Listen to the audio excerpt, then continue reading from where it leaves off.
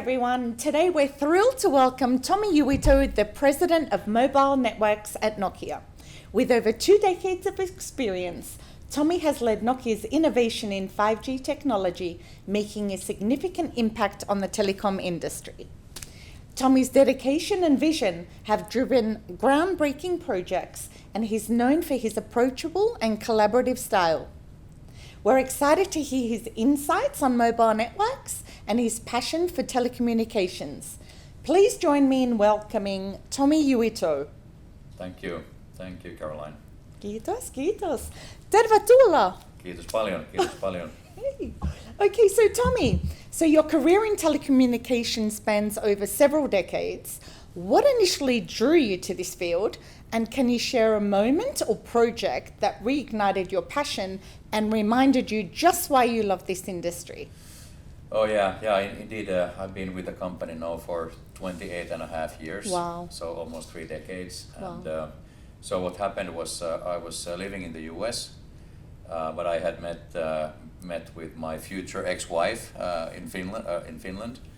And so I decided to move back to Finland and finished my degree and started looking for a job. And I heard that one university friend of mine was working for this Nokia Telecommunications, and I was like, what is that? And so somebody explained that these mobile phones, they don't talk directly with one another. You have to have a network in between, and I thought that was fascinating. So then she said that we're just looking for somebody to do production planning and control for microwave radio links because the previous guy is retiring. So why don't you call the production director? And I did that and went into an interview and I got hired. You know, those were the days when Nokia was just pulling people from the street. If you could speak English, you're hired. So that's how it happened. And to the second part of your question, there's just so many moments that are memorable and something I will never forget. Some of the big contract wins. Yeah. Sure. They would be some, or then some of the first introductions of new technology. Yeah. Be it the 4G or 5G.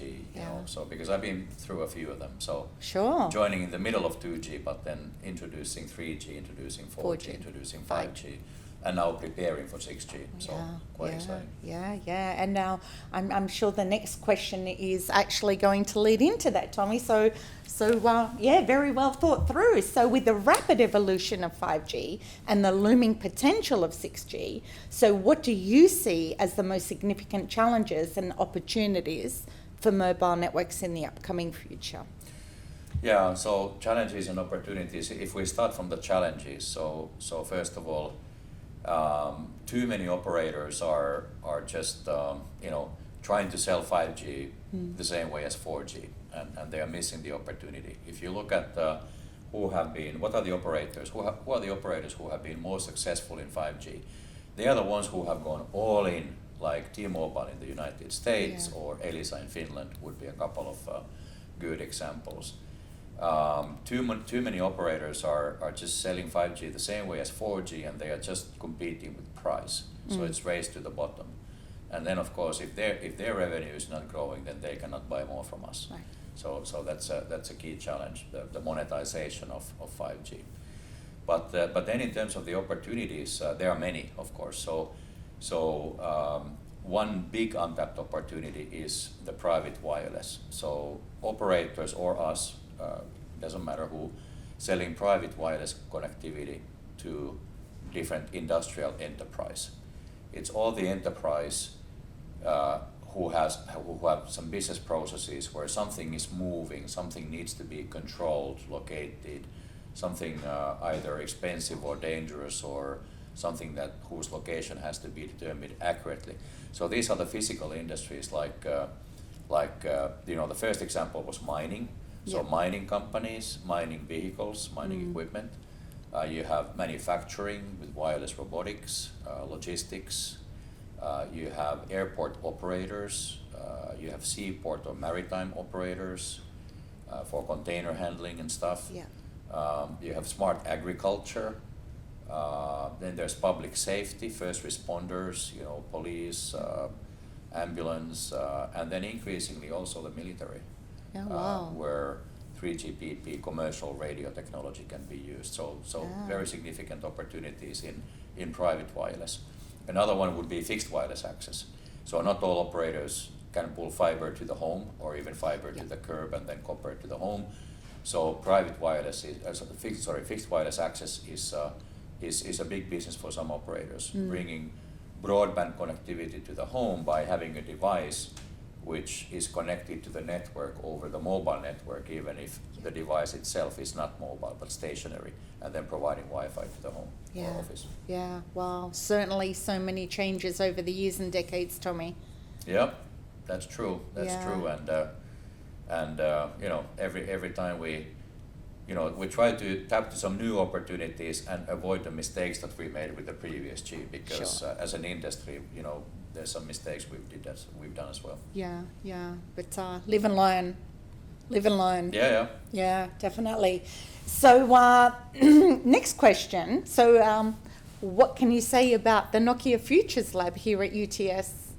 Yeah, it's an exciting place. It's one of the most sophisticated collaborations that we have with any university in the world. And this is my second time here. Yeah. And so I see some familiar places, familiar rooms here, and labs. And it's great because here we have our latest and greatest kit, our latest and greatest solutions. The ability to demonstrate different solutions is here. Like not in my business, but in Federico's business, in network infrastructure, they own the fixed wireless access use case. We provide, of course, the base station connectivity, but they have the nice CPE where you have this rotating transceiver inside the CPE, and all of that. It's just fascinating that we can demonstrate all these things at the university. Just had a good discussion with the university people as well about what are the research areas that they have, which are then supporting what we do. So quite exciting. Yeah, and hopefully one day you will eventually get to taste a beer from our brewery. I actually did already last time when I was here. Oh wow! I did taste 2 different beers at the microbrewery, and what was just hilarious was the digital twinning and the physical twinning, because there was this concept that UTS is, you would know this, but it's just fascinating that they have this collaboration with a German university, and they wanted to create a complete, accurate physical twin of the beer made at the German university and made here at UTS. So so they're cloning the beers. Yeah, but then there's the digital twinning, seriously, which is then of course a key technology in the future with 5G advanced and 6G. Sure. I mean, just think about the business opportunities if we can create a dynamic, continuously developing digital twin of the physical world. I mean, that will just open such business opportunities. It's totally amazing. Yeah. Mind-boggling. Wow. So, what advice or encouragement do you have for our future generation of upcoming talent, of telecom enthusiasts? Well, I mean, just generally speaking, one piece of advice would be to always remain curious to learn new stuff. And just when you think that you know about the new stuff, then accept that you don't know enough and study more.